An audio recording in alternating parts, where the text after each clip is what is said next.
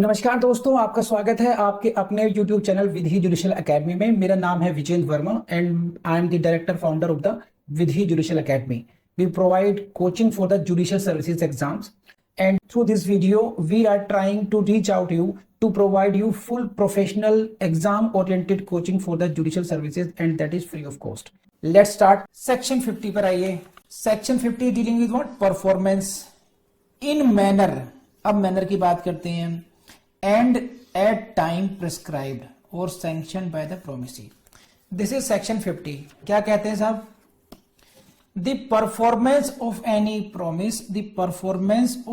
promise may be made in any manner or at any time which the promisee prescribes or sanctions। ये हुआ आपका section 50 कि जिस भी तरीके से may be, शब्द क्या है? may be made in the manner or at any time कि if the performance of the promise can be as per the prescriptions of the promisee। promisee ने जैसा कहा आपने वैसा कर दिया, बात खत्म। it is in the manner। इसकी बेटर अंडरस्टैंडिंग आपको तब होगी जब आप इसके इलस्ट्रेशन पढ़ोगे। तो please go to the illustration 1, इसको समझने की कोशिश कीजिए। और देखिए, मैं आपको पहले भी कई बार कह चुका हूं 99% चांसेस ये हैं कि आपको जो क्वेश्चंस आएंगे आपके प्रीलिम्स में that may come from the illustrations itself, exact language में आएंगे। तो बेटर ये है कि अंडरस्टैंडिंग के चक्कर में मत पड़ो। अगर कर सकते हो तो घोट दो उसको। अब घोटेंगे कैसे? घोटने के चक्कर में यहाँ पे आपको एग्जैक्ट लैंग्वेज में नहीं घोटने। इलस्ट्रेशन आप कैसे करते हैं? जैसे देखिए, एक होता है शब्द इमेजिनेशन, है कि नहीं है? आप इमेजिन कीजिए जो ये जितने भी इलस्ट्रेशंस हैं इन फैक्ट्स को अपने दिमाग में एक पिक्चर के रूप में बनाइए। जैसे ये है, इसको पढ़िए। बी ओज ₹2000, बी ओज ए ₹2000। बी को ए को 2000 रुपए देने हैं। नाउ इमेजिन कि एक बी है, एक व्यक्ति बी है, दूसरा व्यक्ति ए है, उसको 2000 रुपए देने हैं। And now A desires B to pay the amount to A's account with C। ये हुआ मैनर, ध्यान रखना। B को कितने रुपए देने हैं? A को, B को A को देने हैं 2000 रुपए। और A ने ये कहा कि भाई आप जो है मेरे अकाउंट में पैसे दे देना। मेरे अकाउंट में, मेरा अकाउंट है SBI में। C is the banker, C a banker, suppose it is SBI। आपको इमेजिन करना आसान होगा। तो C is the SBI, state bank of India. B का खाता भी वहीं पर है। B who also banks with C orders the amount to be transferred from his account. So here in this case who is promisee? A is promisee. Promisee कौन है साहब? ये रहे, प्रोमिसी ए है। ही desired, he prescribed the manner। in this case the promisee prescribed the manner of the performance। now you read the direct language। the performance of any promise may be made in any manner। in our illustration A has prescribed the manner of performance। ठीक है? how this promise can be performed? in this case he has said that please transfer this amount to my account in such and such bank। अब आ जाइए इसमें B also। अब इसमें क्या है? now in this case इसने manner समझा दिया। तो अब अगर B ने C ने अकाउंट में पैसे ट्रांसफर कर दिए। B ने क्या कहा? B ने कहा C से कि भाई SBI में कहा कि please transfer the money from my account to the other account. ऐसे ट्रांजेक्शन होते ही हैं। इन सच ए केस अगर and this is done by C, it means money is transferred by the B, money is transferred by C from B's account to the S account. तो 2000 transferred. Afterwards, इसके बाद में and before the A knows, A को पता भी नहीं है, before A knows C fails, A knows of the transfer C fails, there has been a good payment to B. यहां से प्रीलिम्स से क्वेश्चन आएगा। कैसे क्वेश्चन आएगा कि बी ने तो पेमेंट कर दिया, बी के अकाउंट से पैसा कहां ट्रांसफर हो गया, ए के अकाउंट में हो गया। अब इससे पहले कि ए को पता चल पाता कि मेरे अकाउंट में पैसे ट्रांसफर हो गए, ये बैंक फेल हो गया, मींस बैंक दिवालिया हो गया। नाउ ए के पैसे डूब रहे हैं। अब नाउ ए कहे कि भाई लाओ बी मेरे पैसे वापस करो 2000 रुपए, तो now we can say I have performed my promise according to the manner of performance you suggested, the way you have suggested I have done that, तो that will be a good performance or my point. There has been a good payment by B. So this will be the question in such scenario, in such situation, whether this is a good payment or not, whether the B had performed or not, or whether B has committed the breach of the contract by like this, whether A is entitled to recover the amount from B or not. So such kinds of options may be there in your prelims exam. So don't forget this is the good payment by B. ये आपको समझ में आया नहीं आया जल्दी मुझे बताइए, so that I may proceed then.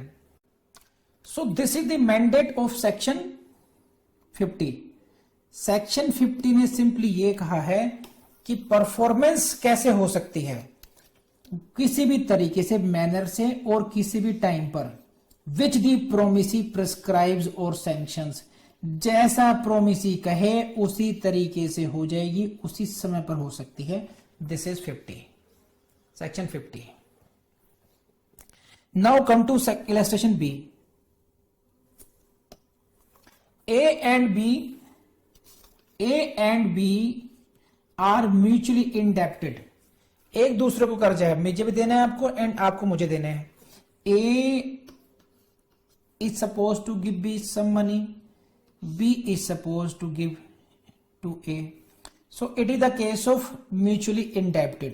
किस तरीके से mutually indebted है? It is the situation like this. Now A and B settle the account by setting off one item against the another. क्या मतलब है इस बात का? Now A and B are mutually indebted means I have to give you some money and you have to give me some money. हम एक दूसरे के कर्जदार हैं, ठीक है। This is the situation and then we both of us settle our account by set off. Setting off means मैंने तुम्हें 10,000 देने थे, तुमने मुझे 10,000 देने थे। इसे आम बच्चे कहते हैं उत्तर पत्तर हो गया, बराबर कर लिया अपना अकाउंट इसमें, ठीक है। या बराबर नहीं हुए, आपने मुझे 10,000 देने थे, है ना, मुझे आपको 10,000 देने थे, आपने मुझे 20,000 देने थे, तो जो बैलेंस है वो आपने मुझे दे दिया। So in that case B pays the balance found to be due from him upon such settlement. Settlement के बाद में जो बैलेंस बचा था that has been paid. In that case this amounts to payment by A and B respectively of the sums which they owe to each other. अब यहां पर इसको आप ऐसे समझ लीजिए, ए ने देने थे 10,000 टू बी ने देने थे 5,000। So after settling the account A paid the 5,000 to B. So if it happens, if he has paid, तो this amounts to, in this case you will see B has paid nothing. B ने कोई payment नहीं की है, उसका केवल कर्ज उतर गया है। Who has paid? A has paid only. B के केसेस में तो उसका केवल जो अमाउंट था वो सेट ऑफ हो गया, but it will be treated as what? Line पे देखिए क्या है line, this amounts to payment by A and B, payment by both. So in this case this amounts to payment, ये ध्यान रखना, it can be option this amounts to payment by A and B respectively. ध्यान रखना, even though one is not paying, even then it will be called both has paid. सो इसमें ये deemed payment है, दोनों की ही पेमेंट मानी जा रही है, मैंने तुम्हारा उतार दिया, तुमने मेरा उतार दिया। तो ये टेक्निकल क्वेश्चंस कॉन्ट्रैक्ट में ऐसे बनते हैं। कॉन्ट्रैक्ट के क्वेश्चन में आपको ये दिखाया था कि कितनी प्रिसाइसली हमने लैंग्वेज को पकड़ा है, उसको ध्यान रखना। Now come to the next illustration. A owes B,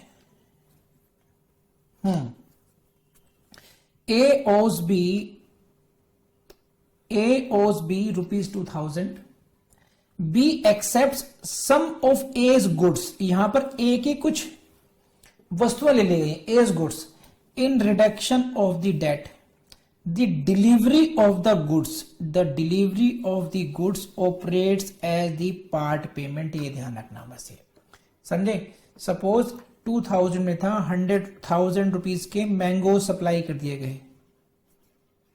now this delivery of goods of ₹1000 is the part payment for that.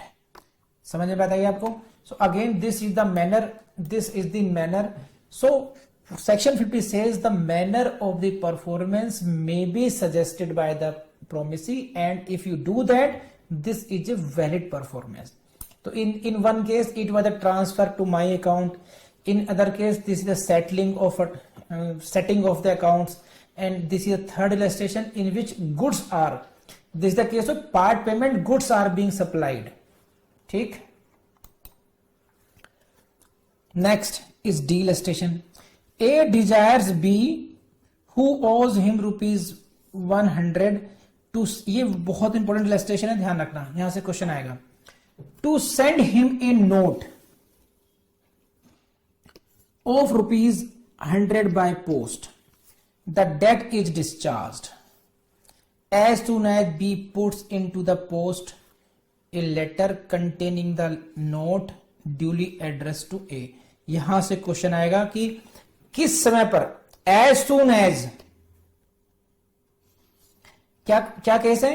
A desires B who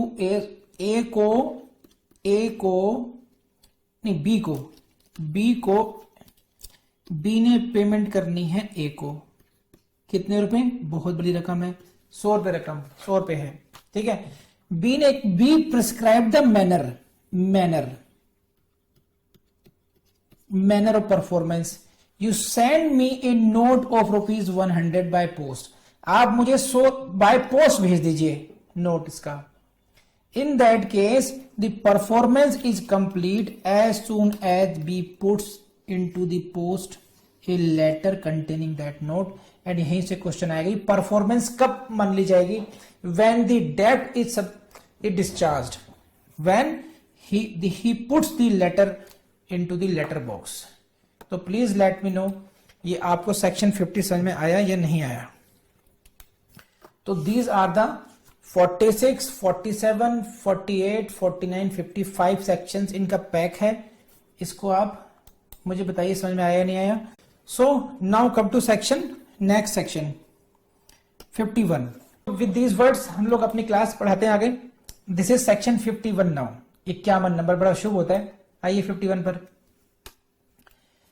promisor not bound to perform unless reciprocal promisee ready and willing to perform. क्या कहता है 51 देखिए।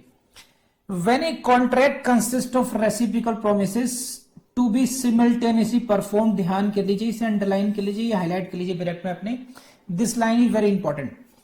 Contract is of such nature that reciprocal promises that a contract consists of reciprocal promises to be simultaneously performed. एक हाथ दे एक हाथ ले वाली सिचुएशन है ये, simultaneously performed. Then no promiser need to perform his promise unless the promisee is ready and willing to perform. ये जो लाइन है इस लाइन को अच्छी तरीके से हाईलाइट कर लीजिए, क्वेश्चन यहीं से मिलेगा आपको। Ready and willing complete phrase रखना है आप लोगों ने। ये जो फ्रेज है कितना ही कह लो, ये अभी चौधरी मैडम अंडरलाइन करने को रेडी नहीं है।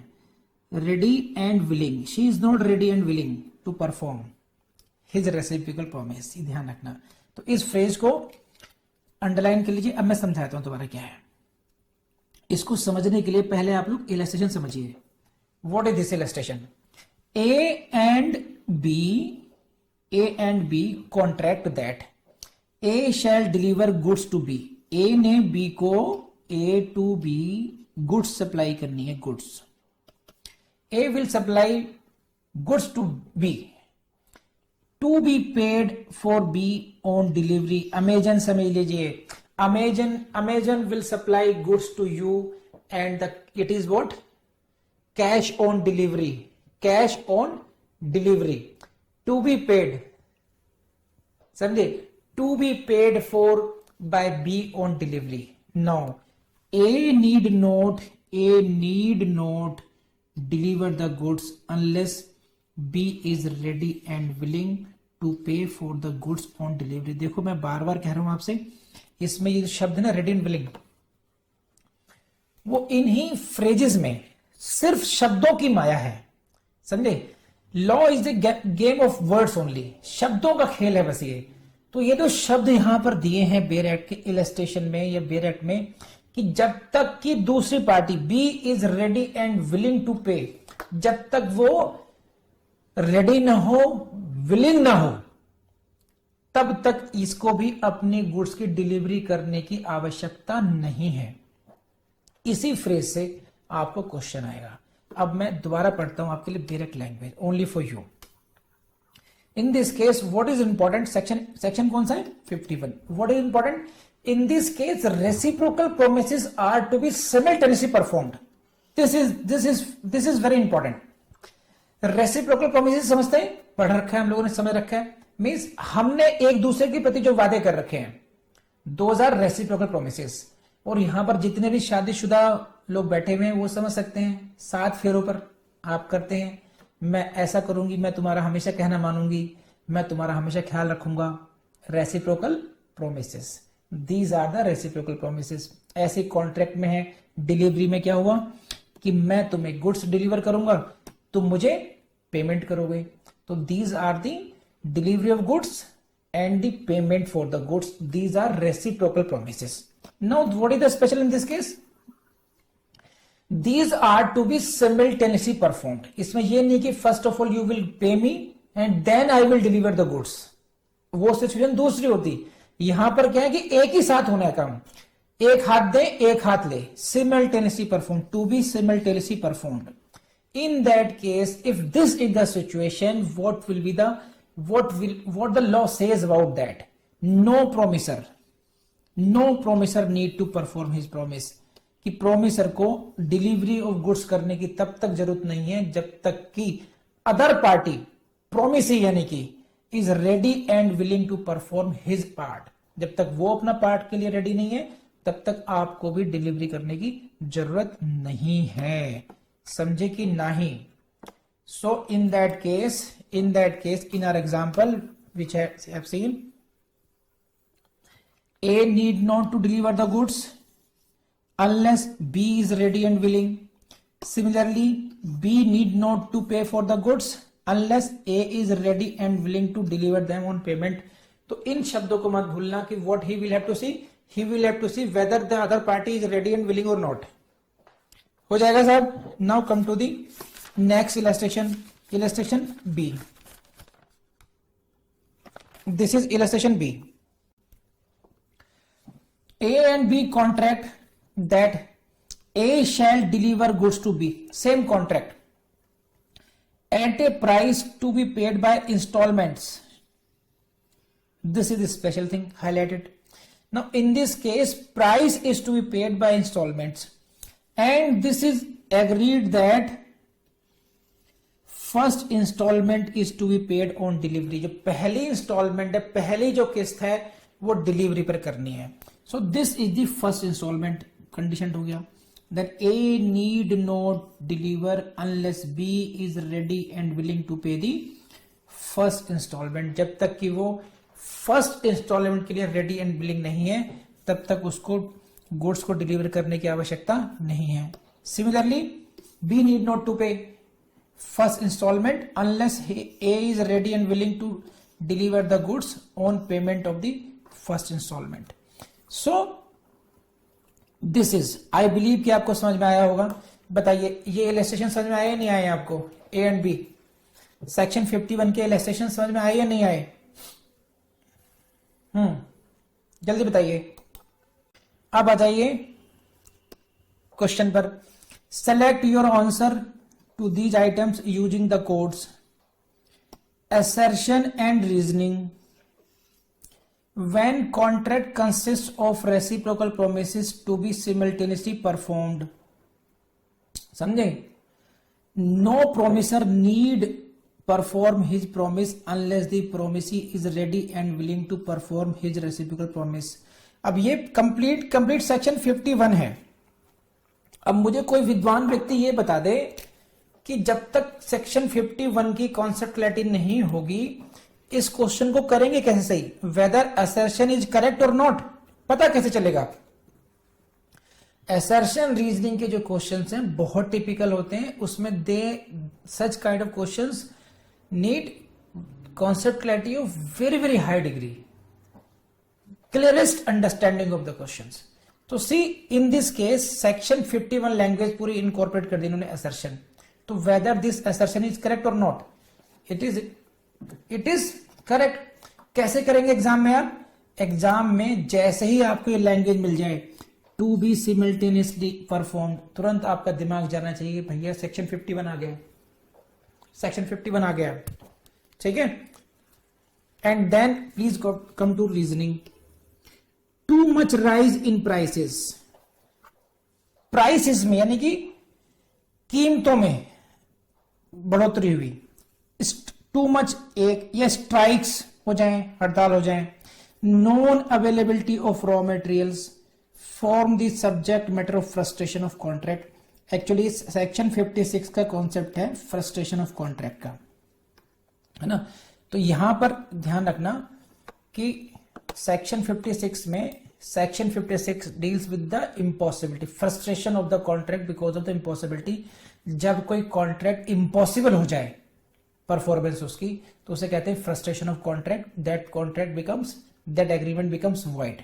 तो इन्होंने कहा कि जब कीमतें बढ़ जाएं, मान लीजिए आपको आलू डिलीवर करने थे, अब आज आलू आ रहे हैं 5 रुपए किलो, कल को मिलने लग जाए 50 रुपए किलो, तो कीमतों में बढ़ोतरी हो गई, या हड़तालें हो गई, या रॉ मटेरियल नहीं मिल रहा है। तो क्या ऐसे जो इसे कहते हैं कॉमर्शियल डिफिकल्टी, तो कॉमर्शियल डिफिकल्टी की वजह से कॉन्ट्रैक्ट फ्रस्ट्रेट नहीं होता। Contract difficulty is something else and impossibility of performance is different अलग। तो in this case R is wrong, तो answer is R, assertion is true but R is false. ऐसे question आप तभी कर पाएंगे जब आपको अच्छी कॉन्सेप्ट क्लैरिटी होगी, तभी कर पाएंगे इसको। तो ये हुआ आपका सेक्शन 51। मैंने आपको पूरी डायरेक्ट लैंग्वेज समझाई है, दोनों इलस्ट्रेशन समझा दिए हैं। अभी भी समझ में नहीं आया तो मुझे बताइए। मैं आपको बता दूं ये जुडिशरी का एग्जाम सबसे आसान एग्जाम है हिंदुस्तान का। वीडियो में भी कई बार समझाया होगा, आपको अभी बता रहा हूँ। आपको यूपीएससी से कंपेयर कर लीजिए, ना जीएस है, ना सीसेट है, ना वो दुनिया भर झंझट नहीं है। रिपीटेशन बहुत ज्यादा होता है और पहले 3 साल या 5 साल पढ़ करके आ रहे हो। सिर्फ फेल होते हैं हम अपनी गलती से, क्योंकि कभी एडवोकेसी में जा रहे हैं, कभी कहीं जा रहे हैं, लगातार हम पढ़ नहीं रहे हैं। इसका केवल और केवल से मान लीजिए 18 से 24 महीने के अंदर आपको जज बन जाना चाहिए। और ये सब खत्म कीजिए महाराज, अगला वीडियो पढ़ने बैठो। चलो चलो चलो, शाबाश।